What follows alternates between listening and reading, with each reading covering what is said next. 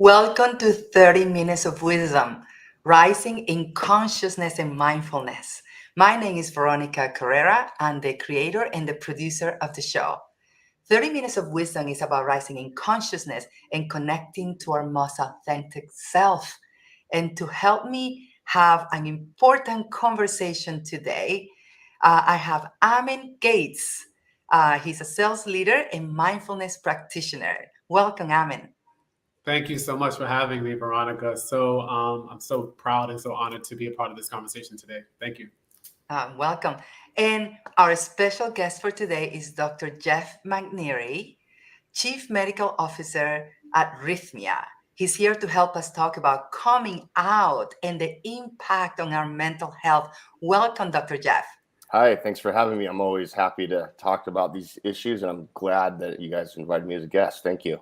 We are honored to have you, Dr. Jeff. We're big fans. So why don't we get right to it?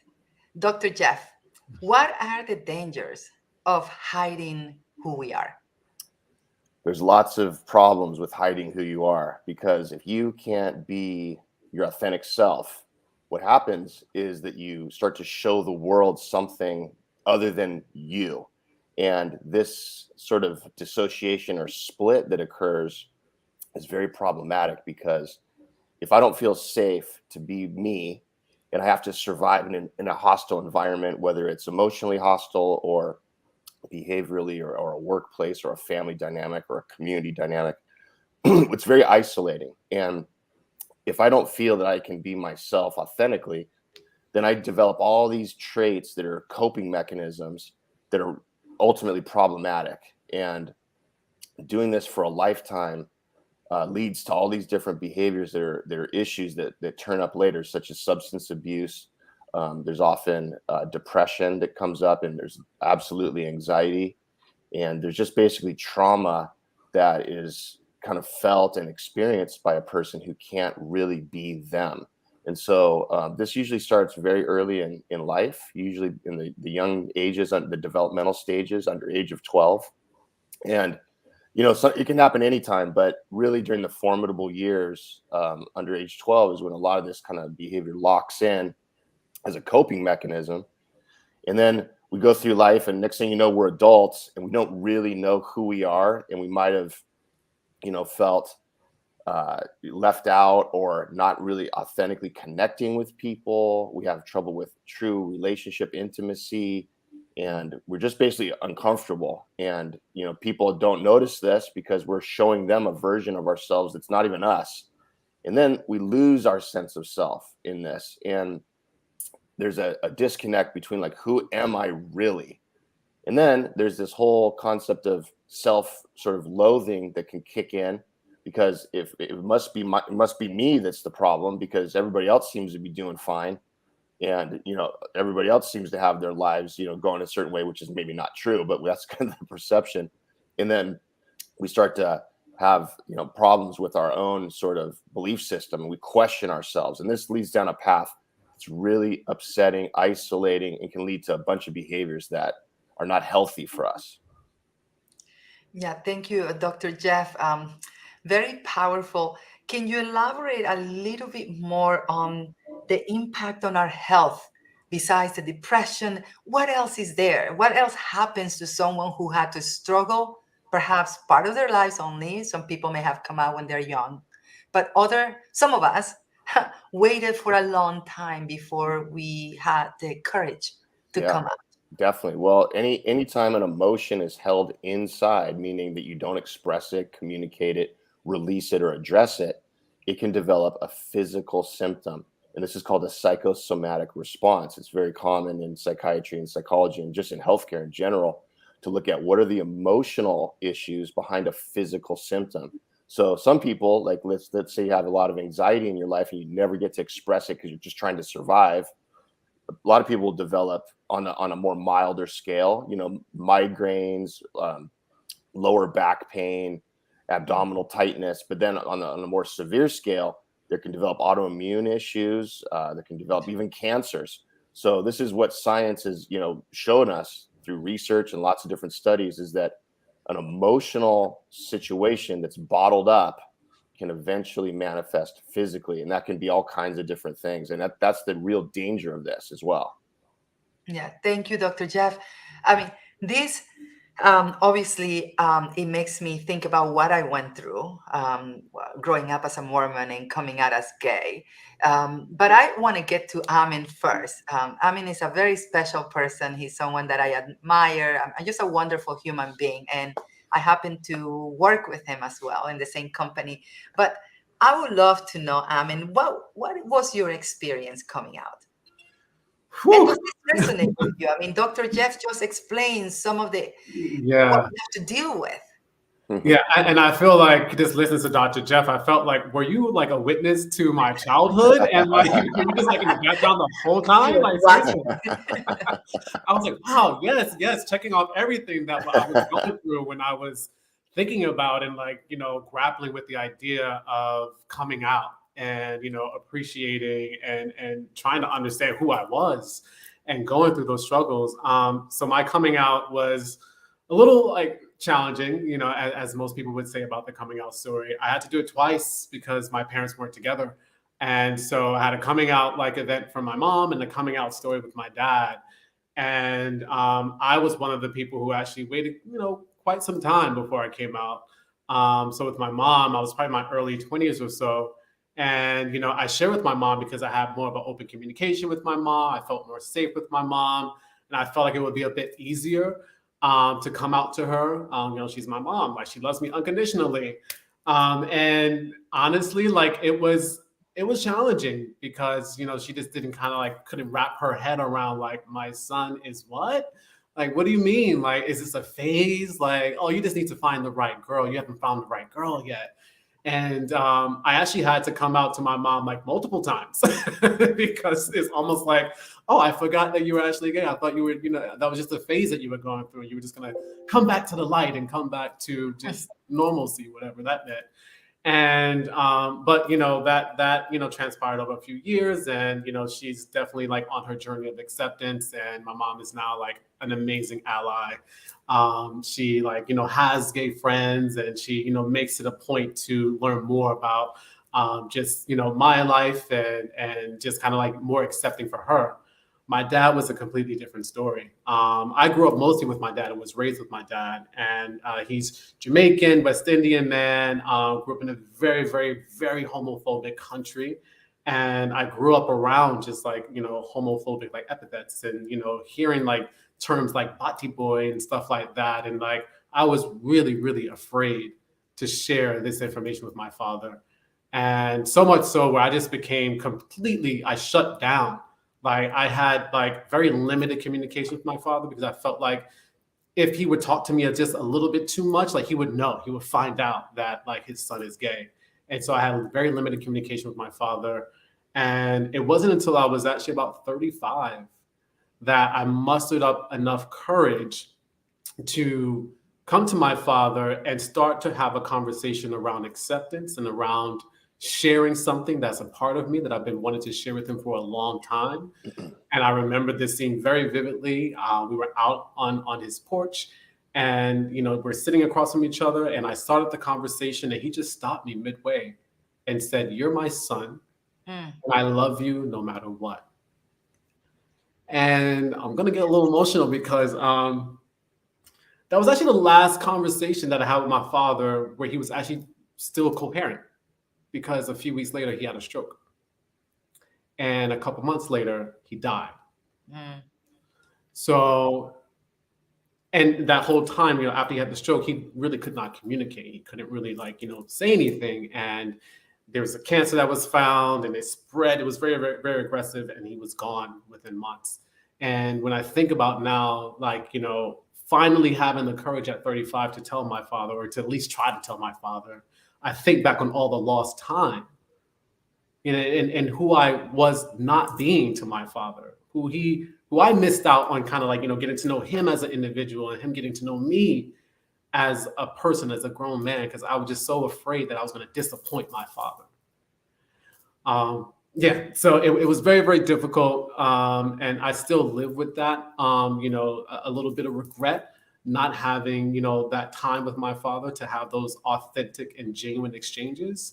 But I'm so glad that we had that one moment, that one moment where I feel like what was said, what was unsaid was not said, but we both understood each other.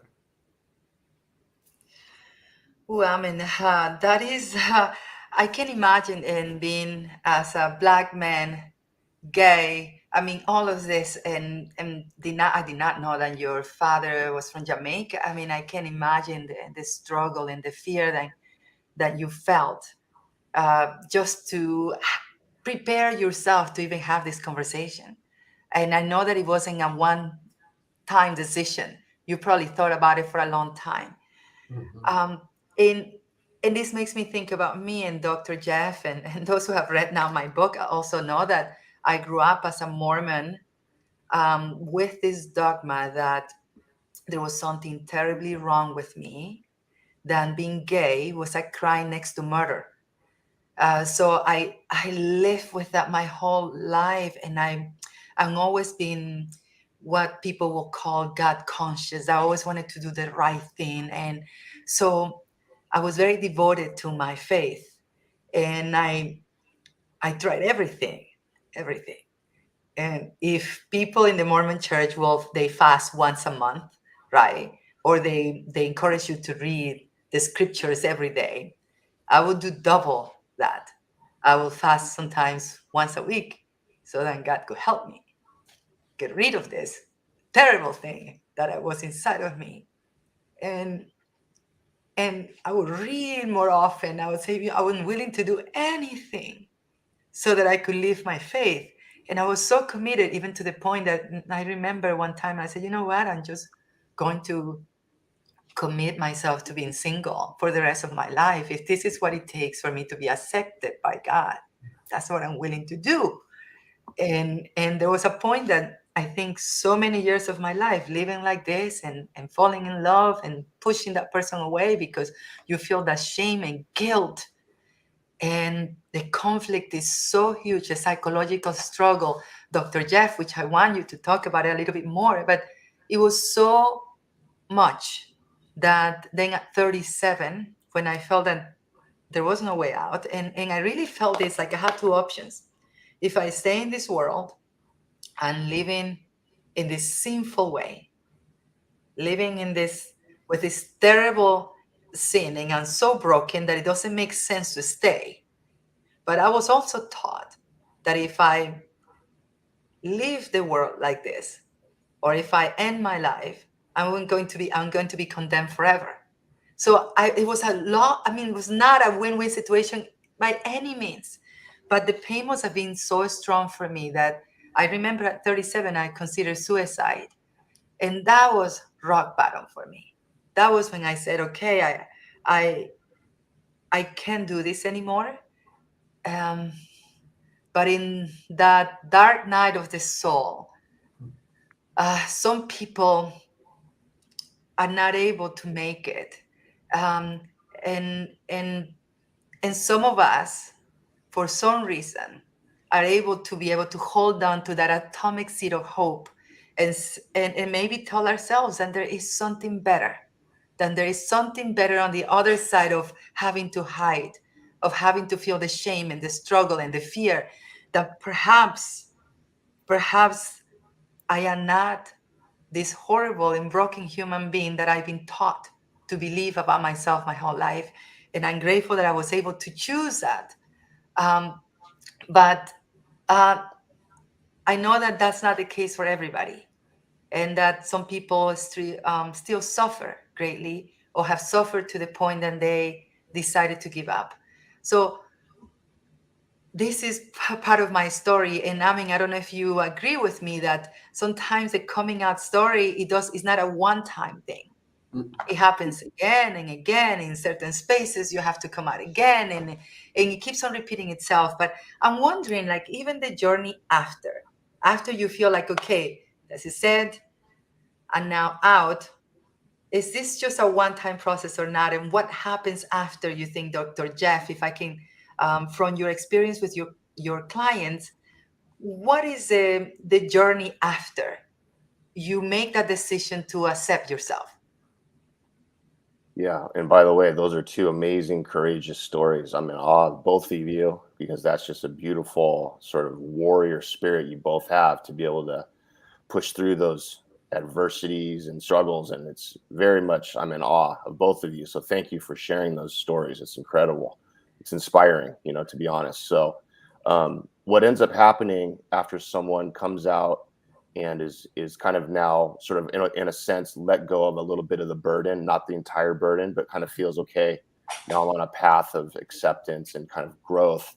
There has to be a healing of the trauma that's been built up over the years. And trauma healing and trauma work can be a little hard for people and also scary. But it's important to remember that healing trauma can be done at one's own pace, and it can be done in a way that empowers the individual, not makes them feel vulnerable again for re-traumatization. So the way that happens is it's done in a safe setting. So safe settings there's millions of safe well, not millions, there's a handful of safe settings that we can think of where people can heal that traumatic history and then kind of let go of what's been holding them back emotionally. So for some people that's therapy. For some people it's their own practice of self-connection, which for me is exercise, and other people it's meditation, and doing something for yourself that connects you spiritually and emotionally to who you really are. I love plant medicine as a modality because it's very effective, it's fast acting, and it brings the person quickly to a place where they see who they really are. And who they really are is a beautiful, amazing, incredible individual. And you get to have what's called an ego dystonic experience, which means that you see your interaction with other people and how you fit into yourself, your own life, and also the people around you that you care about or that you're in work that you have to deal with. And so it's a self-realization sort of journey that's based on healing trauma. And that's what I work with a lot of my guests and my patients that I've had in the past, and all the current guests that I manage at Rhythmia. Everybody's on that path. And Dr. Jeff, you talked about the healing that happens, and really when you talk about plant medicine, is ancient healing modalities, right? And there are several ways for people to find a vehicle to heal, right? This is one of them that you have found to be very effective. And you said it's like an ego death, and it's a way to go back in the present, to go back to the past, to heal the trauma that we have endured for many years. What else happens to someone that actually they confront this aspect of their lives? They confront themselves. They have the courage to look and dissect this experience, because there is so much in it. What happens what can they look forward to after they decide to heal, either through psychotherapy, either through meditation or plant medicine? What is it there for them to look forward to? Lots of beautiful things, such as self-love, sense of guilt and shame is released from them. The sense of not being worthy or not being a part of something. Also, I would say, Veronica, for your example, based on the religious background that you had to struggle with to come through on the other side, my belief, I'm assuming, is that you're probably more connected to God now than you ever have been, because you understand the true nature of a higher power, and a higher power is just love. It's not judgment or punishment or devaluation or any of that. I mean, it's just not even part of what God is, in my opinion. So there's lots of things that are equal to that. Nature is that way. Nature is love. Nature is connection. Higher powers are that same thing. So what happens when you come through the other side is you really get to tap into that sort of collective consciousness of understanding and self-love and acceptance, and you're fitting in a society that that you might have to deal with in your life, and we all have different environments we're in, but it's actually a true groundedness and a healing that's really cool and beautiful, but has challenges. And I think a big part of the movement happening lately, And I've been involved in this movement for a long time, back in the 80s at UCLA. But I think a big part of this movement is providing more safe environments for people. I think that's really, if you break it on down, like that's what we're talking about. It's like, hey, if I feel safe with my friends and I feel safe at work, but I don't feel safe going down to the grocery store, then society has not reached where we need it to be. So it's more about like, how do we create so many just all safe environments that are accepting and understanding and willing to accept people that maybe they don't understand, because we're not going to understand everybody. Like there's some people down in the jungle that I don't understand, yeah. And but that's okay. And I know that I don't, and that's okay, but I can respect those people nonetheless. So I think that's a big part of what, at least I'm seeing from my, observational view. And it's an exciting time. And I think the energy that both of you have for this sort of movement that's happening is very important and hopefully contagious. Dr. Jeff, when you said that I probably feel the most connected to God, you couldn't have said it more perfectly there, because I don't think I verbalized it that way before. I do feel the most connected to this higher power more than ever in my life. And since I experience these healing modalities and the gift that comes with it, it gave me this desire to practice more mindfulness. I meditate every day because for me, my connection to the higher power has become more important than ever.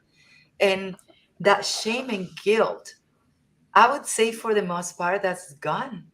I think there is always a reminiscence that I still, because for instance, this is not a conversation that I have been able to have openly with my Latino family. Like, no, I don't want to talk about it, but I know more than ever that they love me. I have never been able to realize that more than now.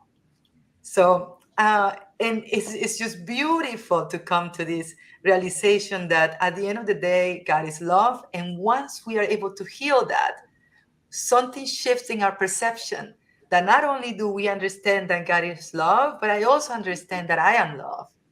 And then I'm able to see the world as someone that now I am loved as well.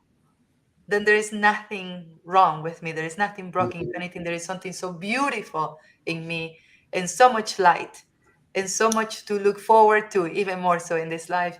And Amin, I see you nodding. What comes to you as we're speaking about what you have felt even in your journey after coming out?